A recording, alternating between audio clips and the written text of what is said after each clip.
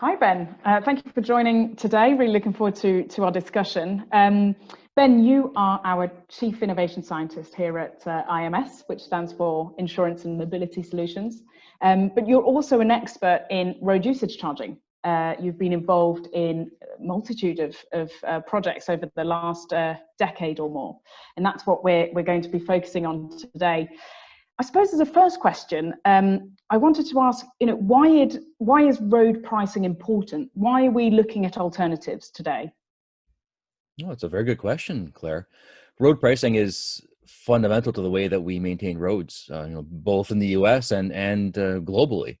And there's a real dilemma because that road pricing has been, I guess, an ongoing challenge for a number of years, but it's often been neglected. And it's reached a point, especially in the U.S. market, where individual drivers are actually noticing the results of neglect on road pricing.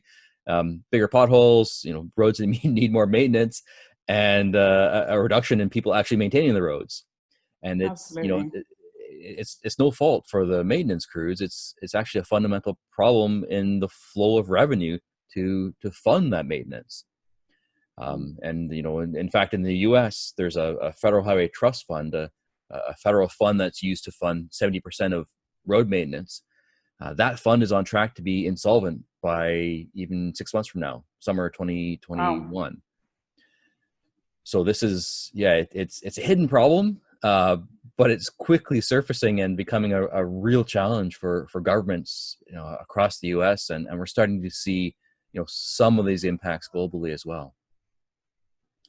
Wow. Okay. So a real pressing matter, I suppose, and certainly what you mentioned there in terms of, the state of the roads in North America. The UK certainly is facing very similar challenges, and this affects, of course, everyday drivers. It also affects the insurance industry and everything else that goes with it. So clearly, you've highlighted, I suppose, the need for more sustainable models for funding of highways and roads and infrastructure. What options are available to states and governments today, and what have we seen so far? So the options available to kind of address this dilemma of funding roads and ensuring they're being maintained appropriately, they range from the most simple side of the spectrum around just increasing the gas tax or increasing the fuel duty, which has been the traditional way to fund transportation, right through to introducing sophisticated models based on the usage of the vehicle. On the one end of the spectrum, if a government chooses to increase the gas tax or the fuel duty or the vehicle registration fee, it will work for a short period of time. And it works because we still have vehicles that are consuming gas. But that amount is just a stopgap measure. It's just a Band-Aid.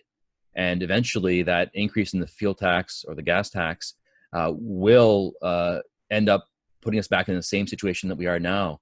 We're desperate to get proper sustainable funding models to maintain roads. So we've actually run a number of pilots across the U.S. market and even ones in the UK in the past.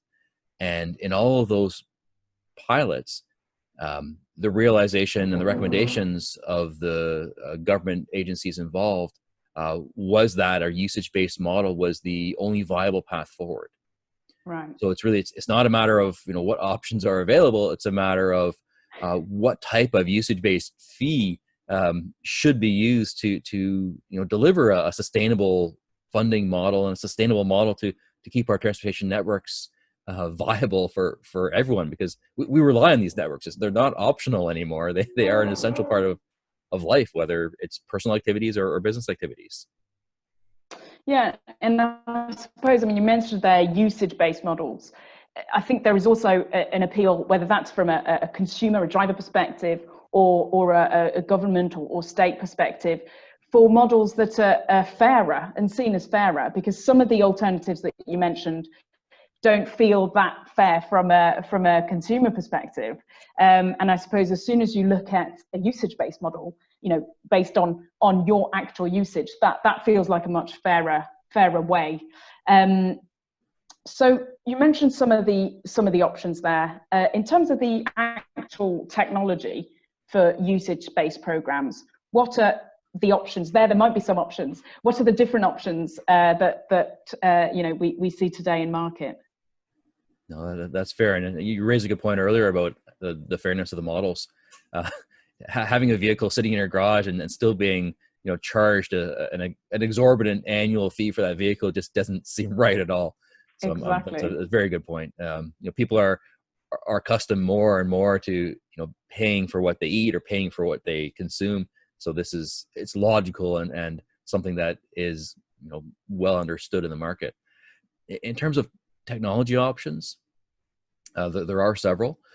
The most commonly deployed technology in the US market is an onboard diagnostic device, OBD2. These devices are simple, self-install. They get shipped out in the mail. Vehicle owners can just reach down and plug them in. They are plug and play, literally. So once it's in the vehicle, that vehicle can be self-reporting the mileage that it drives, and the mileage is used to determine an appropriate and fair fee for that use of the transportation network. There are other options available and ones that we have deployed. Some of those include use of embedded telematics, data directly from auto manufacturers. This data is really different depending on, you know, which make, model, brand vehicle is in use. However, it is an important element to consider when looking at a road usage fee program. You know, consider all the technology options available, because regardless of the technology that is, you know, chosen, or the technology set that is chosen for use in a road use charge scheme, those technologies will evolve over time. You know, whatever exists now, a decade from now, it's going to be quite different. So I think it's important, more important, to actually prepare a road use charge model for technology that will change, rather than, you know, making an initial choice and assuming that that is the only choice moving forward. Absolutely. There are a couple other options that are used in the U.S. market. One is a smartphone-based approach, where, you know, a picture of the odometer is used to, you know, capture miles driven, or a smartphone coupled with a Bluetooth in-vehicle device. So there's a range of different options, from aftermarket self-install to the embedded telematics to smartphone or smartphones with accessories. Brilliant. So there are quite a few ways to measure usage ultimately. So, but if we're measuring usage, presumably we're collecting, as you say, data, whichever way that might be. One question I had was, you know, have you seen in any of the programs or pilots that you've worked on so far any concerns around privacy? I imagine, you know, data protection is quite a key element of these propositions. Privacy is it's an important topic, you know, both from a government perspective and from any organization, you know, touching personal data. So yes, it definitely is a concern, but it's a concern that is alleviated through, you know, proper design for privacy principles. It's a concern that has already been alleviated in other industries. We're not alone, or it's not new technology that's being used for road use charging. You know, this is the same technology or very similar technology that's currently used to, you know, run the mapping application on your mobile phone, or the technology that's already embedded in vehicles to deliver other services. You know, these are things that drivers are accustomed to using in their daily lives. So as long as there's a fair exchange of value for the information being shared, and as long as there's a choice for individuals to choose to share that information, you know, the concern about privacy is no longer a hurdle for deploying road use charge programs.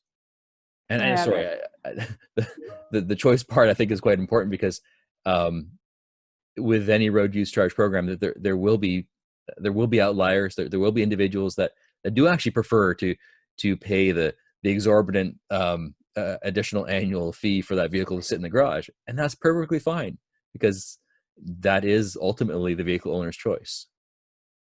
Yeah, absolutely. And I mean, you touched on an interesting point there. What have you seen so far in terms of consumer adoption, and in terms of, how have those programs been received so far? You mentioned there potentially options around using a technology powered usage based solution, or using more of a flat fee type solution. I mean, has that been an option in any program so far? And how has that been received? That's interesting. Yeah, I think having that choice is something that resonates well with most jurisdictions across North America, because it puts the power within the vehicle owner's control. They can make an informed decision as to whether they want to share that information. But we've had in one program where we provided the choice between an aftermarket device that just collects mileage and an aftermarket Hmm. device that collects mileage and location. We had Hmm. over 80% of participants choose the option to share their location information. And Wow. they did that because they saw the additional value in the services being delivered. All of a sudden, if the vehicle owner shares their location, they don't need to be charged a fee for the private roads that they drive on, or the out-of-state roads can Right. properly be Okay. separated from the in-state roads. So there's always an exchange of value with an increased amount of information being shared from an individual. And even when given the choice, people are choosing to share more information. So they're clearly seeing the value in what they're receiving from that additional information. Yeah, that's really interesting. As you say, I think, the key there is the trade-off between, the data that I'm happy to share and the benefit that I'm going to get for that data that I'm sharing. I mean, another area where we've seen this and been following with interest the last few years is around usage-based insurance, for example. And we have a couple, a couple markets are really mature in this area, and it's always been about this trade-off between the driving data that I'm happy to share, and the benefit that I will get in this instance, a cheaper premium based on my real risk profile. If I drive better, I will pay less for my insurance, and that really resonates and makes sense. And we've actually seen, the consumer demand for this type of usage-based insurance really accelerate, particularly in the last year with COVID. You mentioned earlier cars sat on the drive, and people are still paying for insurance on an annual basis for a vehicle that they're maybe not driving as much anymore. That's And frustrating. on that point, exactly, on that point, I suppose, what are there any parallels between something like usage-based insurance in the auto and motor industry and road usage charging? Are there potential use cases beyond road usage charging? Yeah, no, that's a great point. Um, there's clear parallels in terms of both being usage-based schemes, both being designed to be fair to the driver or fair to Mm. the road user. Ultimately, both schemes, whether it's in insurance or road use charging, are helping us head toward transportation as a service or mobility as a service, where it's a usage-based fee that's designed to cover the entirety of your use of the transportation network. Mm. Of course, Yeah. it'll take us some time to get to that point, but having these usage-based schemes in road use charging, in the insurance telematics as you described, also available for on-demand roadside assistance or kind of other services that can be beneficial to the driver. It makes complete sense, and in fact, the similarities between these systems around how the technology is shared is also beneficial, because now all of a sudden that same data set that you know can be used to enable road use charging can also be used to enable usage-based insurance. So there are opportunities here to kind of build on or leverage the same technology to optimize costs Mm. across the delivery of these, and ultimately reduce the administrative overhead required to collect a road use charge fee from a program such as the ones in the U.S. market.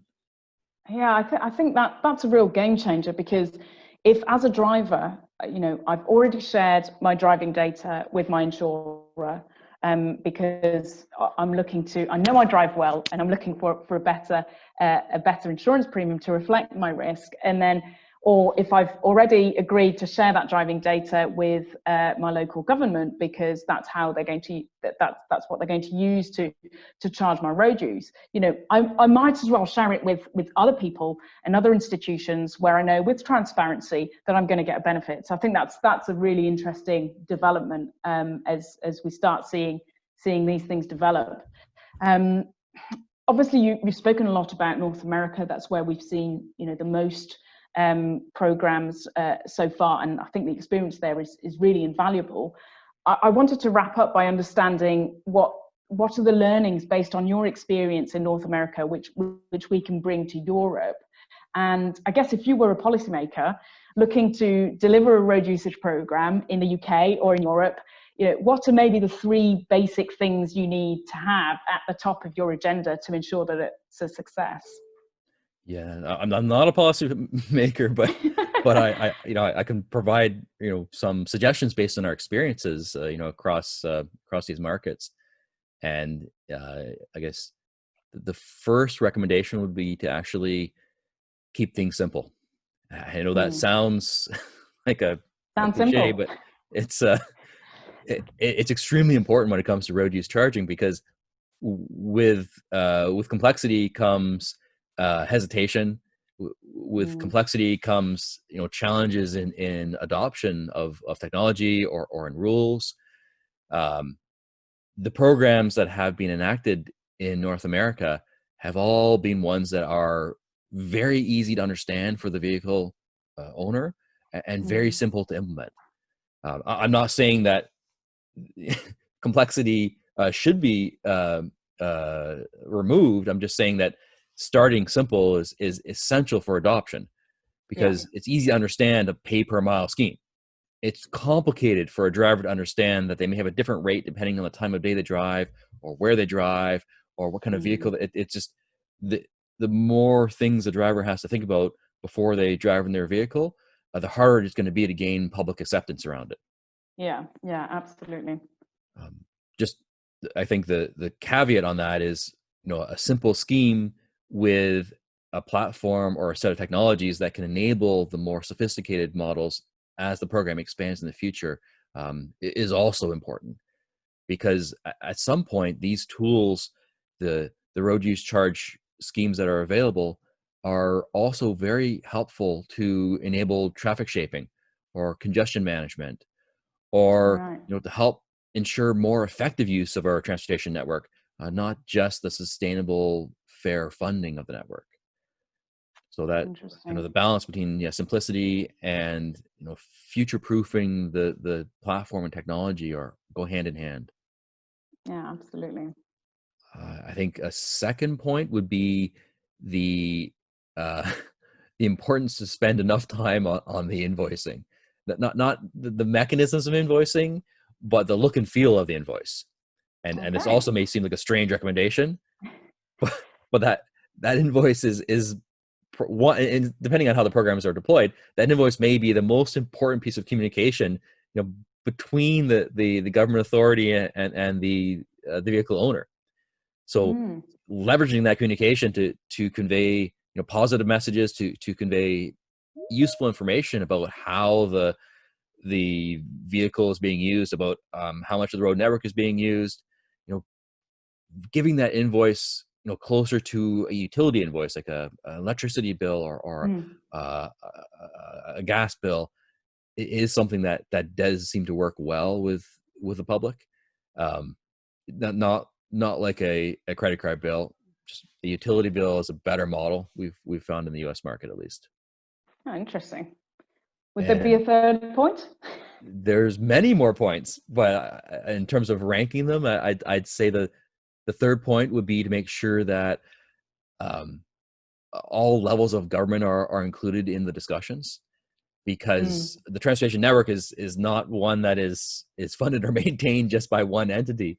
So including, you know, driver licensing, including a municipal, local, county, you know, country level governments, it is critically important, just to, if not just to raise awareness of what's happening, and then ultimately to make sure that the road use charge schemes are inclusive and can distribute the funds effectively across the different levels of government. Brilliant. No, that's really interesting. And I think, as you mentioned, we've got, the importance of, simplicity, but with a view to future-proofing, clarity, and I think transparency, really. You mentioned there around, billing, for example. These are new ways of doing things, new ways of funding things. And as you say, consumers really have to understand, how it works to be able to really adhere to that. So I think that's really important. And then finally, you mentioned, buy-in at all levels, including local government. And I think that extends again to buy-in from consumers all the way through to government and states to ensure the scalability and sustainability and success ultimately of these models. So that's been fantastic. Thank you so much, Ben, for your time today. Well, thanks, Claire. It's always a pleasure speaking with you. Likewise.